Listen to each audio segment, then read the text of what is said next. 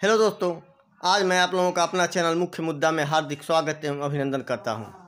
दोस्तों, आज चुनावी चर्चा में तारकेश्वर गुप्ता, जिनकी मां ग्राम प्रधान पद के प्रत्याशी हैं, उनका साक्षात्कार प्रस्तुत कर रहा हूं। चुनाव कैसे चल रहा है? पहले सभी ग्रामवासियों को और आपको भी प्रणाम है। सब गांव की कुछ समस्याएं हैं जी जिसके बारे में जनता जवाब चाहती है। जी बोलिए। नंबर 1 समस्या ये है कि सुहोल टीबी रोड आप देख रहे हैं, जी राजस्व नक्शे में इसकी चौड़ाई मात्र 2 लट्ठा है, जी। मतलब 16 फीट 6 इंच। जी वर्तमान में इसकी चौड़ाई जो है जी 7 लट्ठा से ऊपर जी 32-33 फीट हो गई है। आरसीसी हो चुका है ऑलरेडी। जी जी अभी शासन ने फिर दोनों साइड में 1.5 मीटर इंक्रीज करने जा रहा है, मतलब कि रोड को बढ़ाने का आदेश जारी कर चुका है। जी पूरे देश में लोगों को मुआवजा मिला, जी लेकिन सुहोल के लोगों को मुआवजा आज तक नहीं मिला। जी इस संबंध में मुख्य मुद्दा चैनल ने भी एक बार आवाज़ उठाया था जी और मुख्य मुद्दा चैनल अपना लड़ाई भी लड़ रहा है इस सड़क के मुआवजा के लिए। जी। इस संबंध में आप क्या कहना चाहेंगे? जनता को कैसे न्याय दिलाएंगे? पहली बात कि अब रोड की चौड़ाई नहीं बढ़ेगी। सुन लीजिए, हम रोड की चौड़ाई अब बढ़ने नहीं देंगे, क्योंकि उसमें कई मकान धराशायी हो जाएंगे, जो कि हम कभी नहीं चाहेंगे। हम चाहेंगे कि और जो पहले का जिस तरीके से भी तोड़ा गया, जो भी तोड़ा गया, जो मुआवजा है वो मिलना चाहिए। उसके लिए मैं डॉक्यूमेंट जमा करके और संबद्ध अधिकारी से जो भी होगा डिस्ट्रिक्ट लेवल पे मैं जाके मिलूंगा और बोलूँगा कि भाई जो भी मुआवजा है वो कंप्लीट करिए, वो दीजिए जनता को। और वह बात रह गई, वापस मैं दोहरा रहा हूँ कि अब रोड की चौड़ाई महादेव गौरा मोड़ से लेके और शिवल्ला तक अब बढ़ेगी नहीं उसकी चौड़ाई। ये मेरा वादा है जनता से। उसके लिए कुछ भी करना पड़े करेंगे हम। नहीं, शासन का आदेश है। शासन का आदेश है तो मतलब क्या? शासन का आदेश का मतलब हमारा हमको बर्बाद करके हमको कुछ भी करेंगे, ऐसा नहीं होता है। ठीक है, गांव के साथ एक और न्याय हो रहा है। जरूरत पड़ा तो शासन के विरुद्ध जाएंगे, ये भी सुन लीजिए।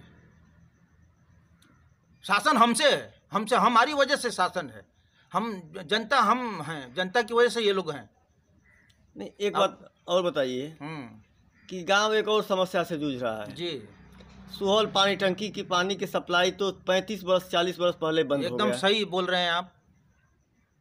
टोटल पाइप जाम हो गई, पानी की सप्लाई नहीं, मोटर भी नहीं चलता है, सप्लाई चालू ही नहीं है। जी जी सही है। और हजारों लोगों के ऊपर जी कागज में पानी का बिल आज भी जी चढ़ रहा है जी, मतलब बढ़ रहा है जी।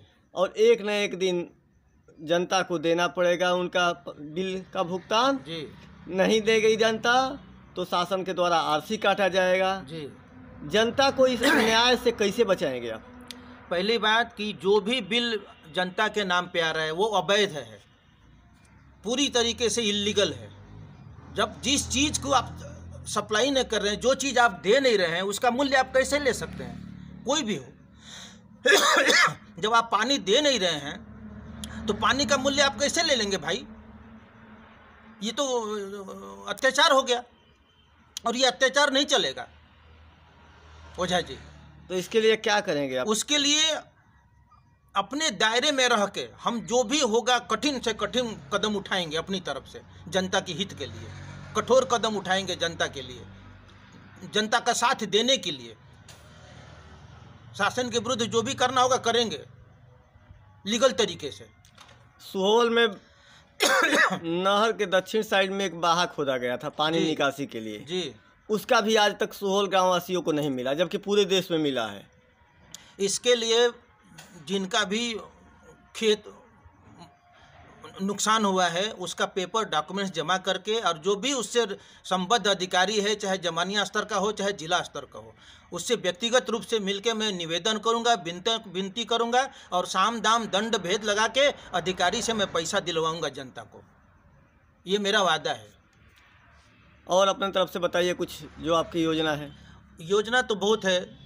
पहले तो हॉस्पिटल का वो एक अदना सा इंजेक्शन के लिए हमको उतना दूर जाना पड़े, डेढ़गांवा जाना पड़ा, हमारे बड़े बुजुर्गों को धक्का खा खा के एक अदना सा इंजेक्शन हम कोरोना का टीकाकरण नहीं कर सकते इतने बड़े गांव को।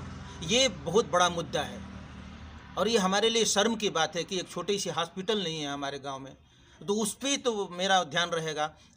और मैं कोशिश करूंगा कि वो हॉस्पिटल के साथ साथ एक एम्बुलेंस भी अटैच कर दूं, ताकि हमारे गांव का उद्धार हो सके, हमारे गांव के मरीजों को ढंग से सहायता मिल सके और टाइम पे उनका इलाज हो सके। तो एम्बुलेंस क्या अपने तरफ से उपलब्ध कराएंगे या? जी, कोशिश यही रहेगी कि मेरी तरफ से रहे, और मैं चाहूँगा कि जिला स्तर से उन क्या मदद मिलता है, अगर नहीं मिला तो भी हम एम्बुलेंस नहीं, यहाँ तो अभी हॉस्पिटल की बिल्डिंग ही नहीं है। लगभग 20 वर्ष पहले बिल्डिंग के लिए सामान आया था, फिर ओम प्रकाश जी माननीय पूर्व मंत्री जो हैं वो उठवा ले गए सामान और चला सेवराई में हॉस्पिटल बन गया। तो सुहौल तो स्वास्थ्य के क्षेत्र में बहुत पिछड़ा हुआ है जी, उसको आप कैसे निपटेंगे? यह दुर्भाग्य है ओझा जी, समझ लीजिए कि सुहौल का इतना बड़ा दुर्भाग्य है, इतना बड़ा गांव होते हुए भी एक छोटा सा हॉस्पिटल नहीं है। और मैं एक छोटा आदमी हूं, लेकिन मैं एक बड़ा प्रयास करूंगा हॉस्पिटल के लिए और एम्बुलेंस के लिए। मैं वादा करता हूं कि मैं एक छोटा आदमी बहुत बड़ा प्रयास करूंगा, अपने स्तर से उठ के मैं इसके लिए प्रयास करूंगा, ये समझ लीजिएगा। मैं उठा नहीं रखूंगा कि ताकि हॉस्पिटल बने और उसके साथ एक एम्बुलेंस अटैच हो जी, तो उनका ताकत नहीं चलेगा ओझा जी। क्या करेंगे उनके लिए? पहले तो मैं निवेदन करूंगा, आग्रह करूंगा। निवेदन से नहीं मानते हैं तो क्या करेंगे? नहीं मानेंगे तो फिर भाई दूसरा कदम उठाया जाएगा जो उनके विरुद्ध होगा। हम नहीं चाहेंगे कि उनके विरुद्ध हम कोई कदम उठाएं, लेकिन अगर मजबूर करेंगे, फोर्स करेंगे तब उठाना पड़ेगा।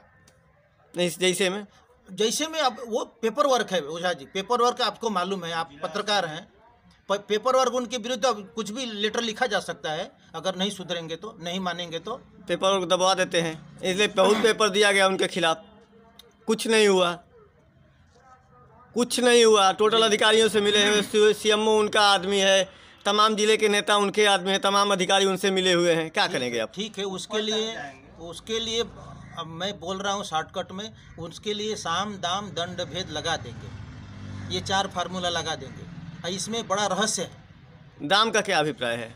अब समझ लीजिए, दाम का अभिप्राय का मतलब ये नहीं कि हम उनको खरीदेंगे, लेकिन ये चारों में से जो उपयुक्त होगा, ये नहीं बोलो कि मैं चारों फार्मूला लगाऊंगा, लेकिन जो जरूरत पड़ेगा जैसे वो उस हिसाब से उनसे आग्रह करके, निवेदन करके उनके साथ नहीं मानेंगे वो निवेदन से, नहीं मानेंगे जो अपने कर्तव्य को नहीं मानता है।